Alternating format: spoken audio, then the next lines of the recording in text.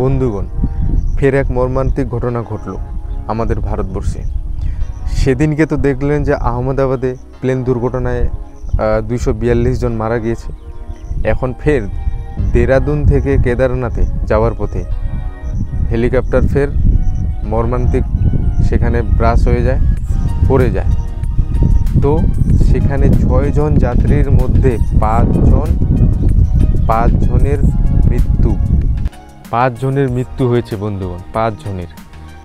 গৌরীকুণ্ডে ভেঙে পড়লো হেলিকপ্টার। এই মুহূর্তে যে ব্রেকিং নিউজের দিকে নজর রেখেছি, হেলিকপ্টার ভেঙে মৃত্যু 5 জনের, 6 জন ছিল হেলিকপ্টারে। এই মুহূর্তে যে ব্রেকিং নিউজের দিকে আমরা নজর রেখেছি, গৌরীকুণ্ডে ভেঙে পড়লো হেলিকপ্টার। তাহলে ভাবা যায় কি হচ্ছে এটা ভারতবর্ষে এখন। 2024-এ দেখছিলাম আমরা যে শুধু রেল দুর্ঘটনা, এখানে রেল ধাক্কা, ওখানে রেলের দুর্ঘটনা। হ্যাঁ, এখন 2025-এ দেখছি যে হাওয়াই যতগুলো যন্ত্র আছে সেগুলো এখন দুর্ঘটনা। ভারতবর্ষে এইসব এখন তো ভয় লাগছে।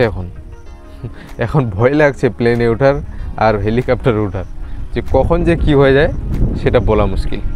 এটা একটা দুঃখজনক যে ফের 5 জনের মৃত্যু। হ্যাঁ, পাশে যে ভিডিওটা দেখতে পাচ্ছেন সেটা দেরাদুন থেকে কেদারনাথে যাওয়ার পথে এই ঘটনাটি ঘটেছে। হ্যাঁ, এই ঘটনাটি একটা মর্মান্তিক ঘটনা, যেটা আমরা আহমেদাবাদে দেখেছিলাম, গুজরাটের আহমেদাবাদে দেখেছিলাম যে প্লেন দুর্ঘটনায় 242 জন মারা গিয়েছিল। সেই 242 জনই শহীদ হয়ে গেছিলেন। এখন দেখা যাচ্ছে যে 6 জনের ভিতর 5 জন মারা গিয়েছে।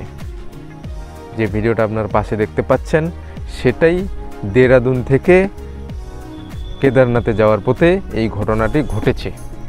এক মর্মান্তিক ঘটনা। এখন যত দিন যাচ্ছে তত দেখছি যে নতুন